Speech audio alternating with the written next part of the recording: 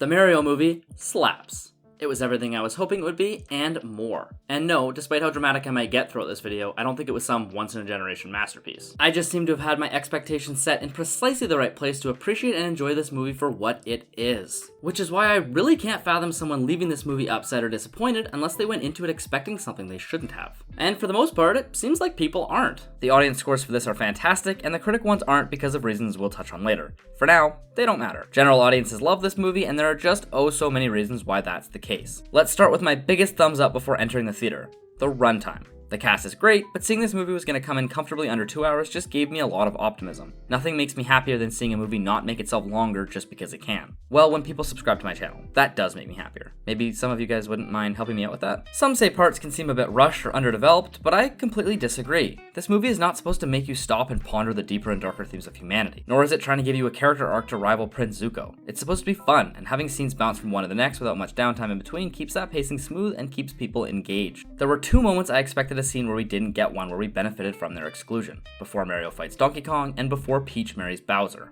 Tons of other movies would have had a Mario/Peach nervous in their room before the big event scene where the person with them, Peach for Mario and Toad for Peach, would have come in and comforted them. But we don't need that. Peach and Mario's relationship is already growing just fine, not to mention how much she comes to like and respect him after he wins. And Toad doesn't matter enough to devote this kind of screen time to. We know they're nervous, and in Peach's case, seeing how badass she's been all movie means we probably know she has a little plan to hatch. It's more fun to see it happen in real time than to get it hinted to us beforehand. The ending isn't too long and actually has some satisfying payoff, which I wasn't expecting. The opening establishes what it needs to and gets the actual movie going, and the mid-chunk, an area where most films feel the sloppiest in terms of pacing, is easily my favorite part of the whole movie. Remember when Toad, Mario, and Peach leave the Mushroom Kingdom and head towards the Kongs? Yeah, some clever writing could have very easily made that journey interesting, but these characters do not have arcs here, nor do their motivations need to be fleshed out. It likely would have dulled the pacing and gotten boring if we got some proper character work or backstory or something. Instead, they skipped it with a fun little montage that let them shove in some more iconography that didn't fit into the original script for one reason or another. Obviously, this movie was going to be full of references, but I thought they handled them really well. Only maybe once or twice did I find the movie jamming in too many overt references in quick succession. Like, yeah, nothing in this movie isn't a reference, but sometimes it's more prominent, like him eating a mushroom to power up or the Mario Kart stuff. I thought these bigger ones were done and spaced out well, and they usually made me fondly recall a time I had enjoying that particular game. I would say that kind of stuff is mostly for the older people like myself who played the games growing up, or especially for the parents of the kids who really grew up on the first few Mario games, but even the young kids next to me were clamoring about Odyssey and Galaxy references left and right. When a movie doesn't halt the plot to go, hey, remember this? You know this, right? You remember. This relates to us. Then those fun little moments where we see a familiar location or get name dropped a character we know of are just simple fun. Also, something really odd and noteworthy is how the constant references and dropping of popular pre-established stuff made the movie seem somehow more polished and put together. I think it speaks to the attention to detail in this movie that these references aren't jarring or poorly utilized. They didn't rush this thing like so many others have. You can tell this was made by people who have great love and care for this world and these characters. Other movies sometimes use references to distract us from an otherwise bland story, or in order to rely on pre-established stuff to do the heavy lifting. Star Wars is really bad for this, but it is not unique to them. In fact, when I say it out loud, that's kind of exactly what this movie is doing, using pre-established stuff to do the heavy lifting. Why does it work so well here and fail elsewhere? Maybe because people know what to expect here and they know that's like half the point of this movie, whereas you don't go to see Star Wars Episode 9 to be reminded constantly of the movies that came before it. It's honestly a pretty interesting case study. The voice cast was a bit mixed, but for the most part I liked it. Jack Black steals the show as Bowser, a Bowser very much written for Jack Black. He's able to play his version of this character and it is perfect. The songs were great, the romance stuff was super fun, and anytime he's just being Bowser is also really good, whether it be commanding and kind of scary or just plain funny.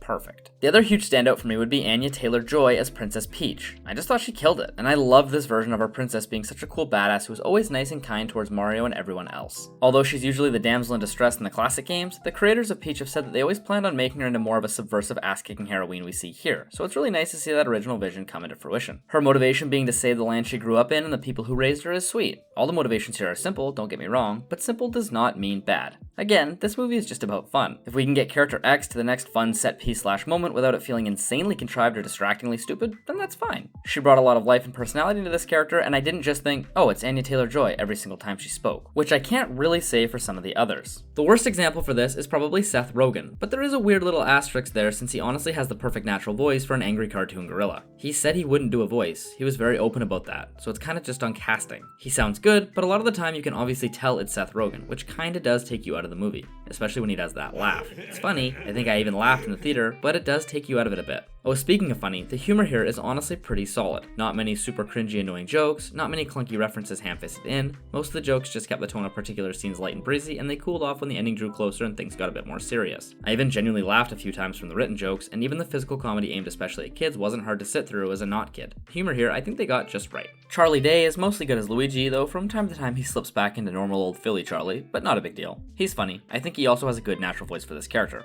I thought he had a pretty good performance. But someone who does not have a good natural voice for their character is good old Chris Pratt as Mario. At the beginning, I honestly found it super distracting and downright jarring to hear just Chris Pratt being Mario, since a lot of the time here I think he's just being Chris Pratt. But the more and more the movie went on, the more I think he eventually did slip into just the right amount of accent. Obviously when he says stuff like Mamma Mia, he throws his whole last into that Italian accent, but when he's just being normal Mario, I found he oscillated between using a half accent or literally just using his normal voice from line to line. Towards the end, I did pretty much completely stop noticing it though, and thought he sounded relatively smooth and natural. His performance is fine, I just don't think he ever should have been cast in this role to begin with.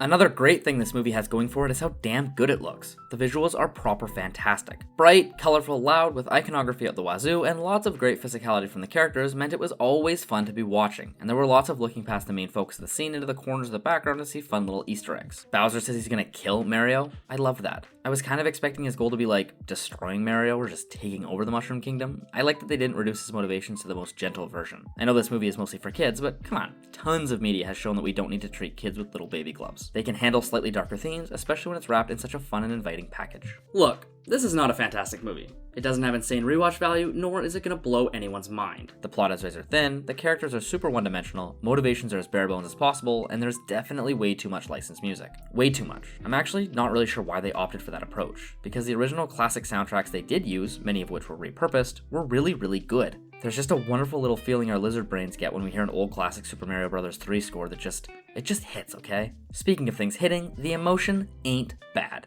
My girlfriend cried like 3 times. Now I know it doesn't take much with her, but 3 is still a lot. 1 I could have excused, 2 I would have made fun of her in the car ride home, but 3? Nah, I think I gotta just tip my hat to the movie for that one. This movie making my 20-something girlfriend cry multiple times is honestly a perfect reflection of how often the average 9-year-old will cry during this thing. They didn't go for huge, big drama, cheesy, happy stuff or tug at your heartstrings sadness, but they did have some genuine emotion shoved in towards the end and it worked pretty well. Hell yeah, Mario movie. I mentioned earlier how audience scores and critic scores often differ and how critic scores kinda don't matter as much. And to put it quickly and simply, if an audience member attends a film, they already vaguely like the movie. They enjoy the premise enough to give it a shot, so they're going in with the right mindset to enjoy it. Now, not only does a critic kinda wanna shit on a movie, but they also don't just view what they wanna see. They get assigned movies, or they go see the popular ones because they have to. Automatically, this means certain critics will give reviews and scores for movies that just aren't at all for them. But that isn't really factored into their final score. At least most of the people who went into this movie were like, yeah, it's Mario. Could be cute, could be goofy. When it was all that plus a little more, they loved it, ergo the high score. Critics don't really do that, and also they tend to be pretty pretentious towards movies like this, and some might even simply talk down a popular movie because it makes them stand out and it's good for clicks and views. In fact, obviously some of them absolutely do this. Anyways, are the motivations simple? Are there plot contrivances aplenty? Obviously. Being a kids movie doesn't remotely excuse this, but being a Mario movie of this style, I think borderline does. We didn't need some transcendental experience, we didn't need twists and turns, and we didn't need anything that hadn't been done before. This is a fantastic way to usher in what will presumably be a slew of these kind of movies, and I'm all for it.